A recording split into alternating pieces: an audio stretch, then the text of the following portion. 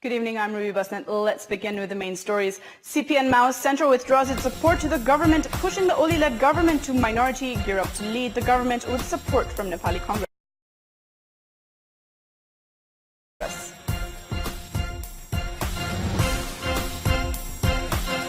Nepali Congress urges Prime Minister Oli to pave the way by tendering his resignation. UML says PM Oli ready to face no confidence in the parliament. At least 20 people killed and dozens more injured in a head-on collision between trains in southern Italy.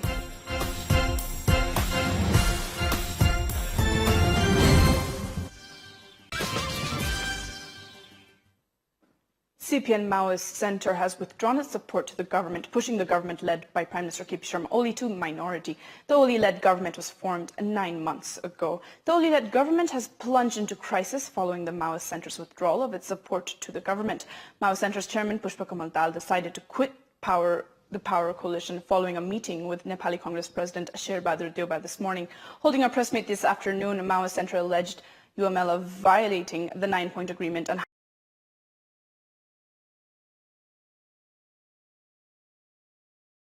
the highly touted gentleman's agreement. The party has also blamed the UML-led government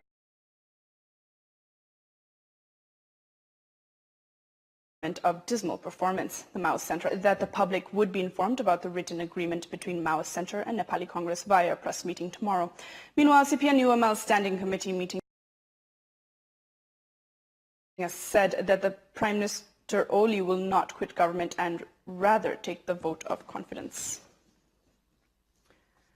Main opposition Nepali Congress has urged Prime Minister KP Sharma Oli to pave the way ahead by tendering his resignation. Talking to Kantipur Television, Nepali Congress leader Bimlender Nidhi said that it's appropriate for the Premier to resign without further delay, citing that the government has already been pushed into minority following the withdrawal of the government. Now, leaders of Indian political parties have advised Nepal's politicians to move ahead by also taking the Madhesis into confidence in the event of the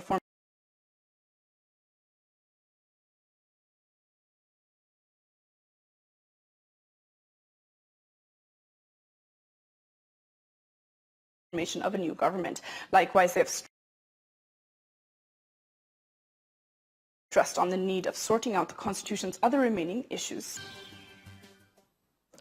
Welcome back. According to the latest provision, teachers working at community high schools will also have to receive a teaching license. The provision to this effect was introduced after the Education Act transformed the study up to grade 12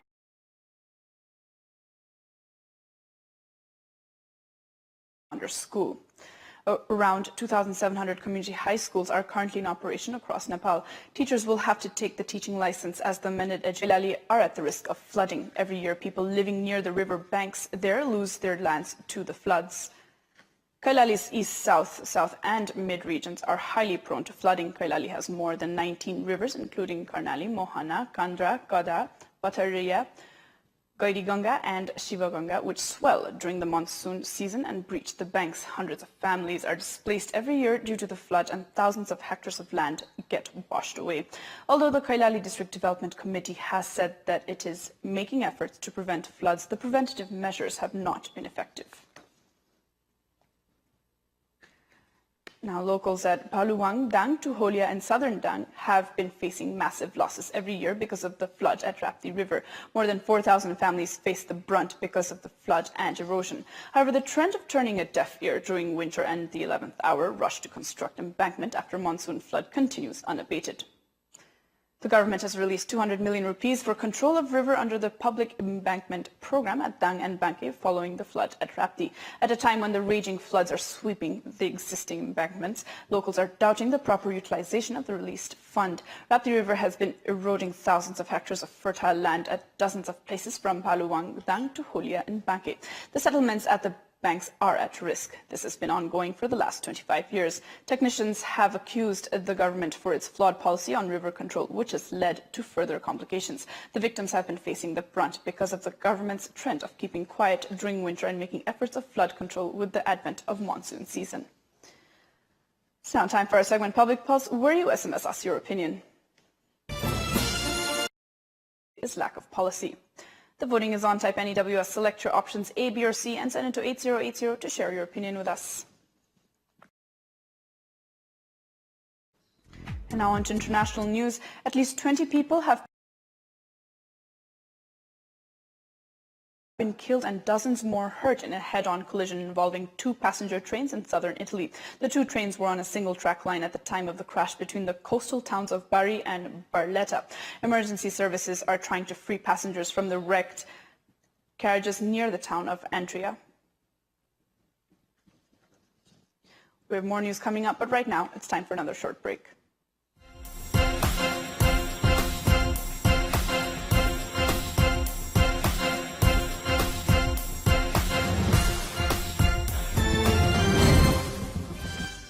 There is a rising trend of more acres of fertile land being left barren in different parts of the country as farmers have failed to gain lucrative profit. Ministry of Agriculture and Development has said that some 400,000 hectares of fertile land has been left barren. In this context, we asked locals in Nuwakot, Surkhet, Makwanpur and Okhaldunga regarding what should be done to make best use of their fertile land. Let's take a look at what they had to say.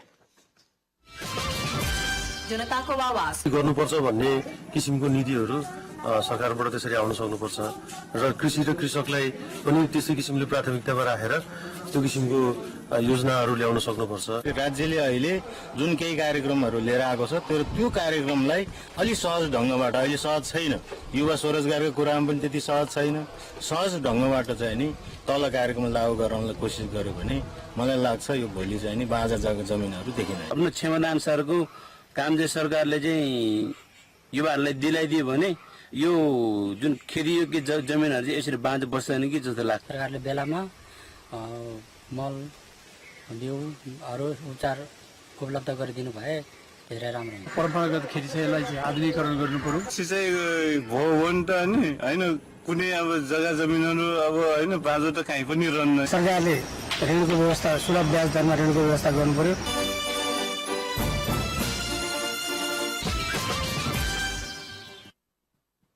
Time now for the sports update.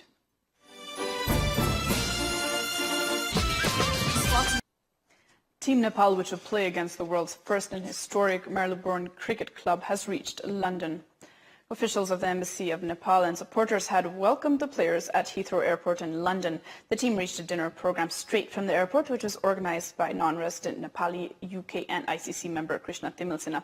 A total of 19 members, including 15 players, led by captain Paras Khadka, head coach Jagat Tamata, and officials had reached London. Nepal has taken the match against MCC as a great opportunity. The friendly match against MCC on July 19th will mark the completion of 200 years of diplomatic relationship between Nepal and Britain. Captain Paras Khadka has already played at the Lords. He had played for MCC in March 2015. Meanwhile, the historic club has also played in Nepal. It was informed that Team Nepal, which has a busy schedule, will also feature in warm-up matches against local clubs prior to the clash against MCC. The UK tour of Nepal is also preparation for the World Cricket League Championship matches against the Netherlands. And before we wrap up, here's a look at the top stories once again. CPN Maoist Centre withdraws its support to the government, pushing the Oli government to minority, gear up to lead the government with support from Nepali Congress. Nepali Congress urges Prime Minister Oli to pave the way by tendering his resignation. UML says Prime Minister Oli ready to face no confidence motion in the parliament. And at least 20 people killed and dozens more injured in a head-on collision between trains in southern Italy.